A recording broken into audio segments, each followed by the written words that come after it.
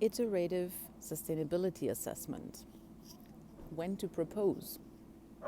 We thought maybe this is more effective if we do it in a penguin onesie, because I didn't have a ice bear onesie, a polar bear onesie. But the main question that we come across when we apply our sustainability awareness framework is, well, when should we be applying this? At the beginning of a project, when everything is still kind of in the making and everybody's busy with other things, do we really think about the 20, 30-year perspective? Or when we have the first prototypes there, but we're too busy to get it out the door? Or for the first iterations, when we actually know what kind of impact we're having and we can start adjusting that? And I guess the answer to it is, ideally several times. Can we just have that on our standard checklist within requirements engineering, like we do for the other software qualities? When did we start with safety as a software quality?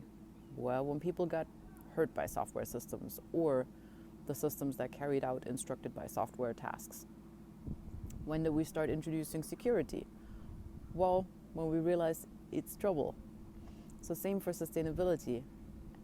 We've known for quite a few years that, yep, that's a thing and we need to take care of it. And we've developed this framework, and still we get the question of, like, oh, yet another tool, like yet another checklist, yet another thing to apply. So a lot of the time when we walk into the room with industry and explain the framework, they may not know exactly how to even understand the dimensions of sustainability.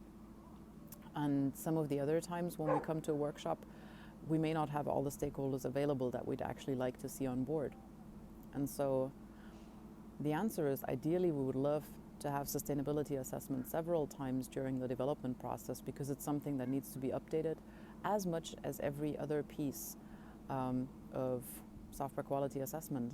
And we would love to discuss that in more detail with you in the workshop and bring that into the future and see how we can integrate all of this into a body of knowledge that doesn't only live amongst the community of researchers that cares about this and a small subset of developers that would like to actively include this in their work, but also how we can sneak this into every standard software development process and have it just be part of the default.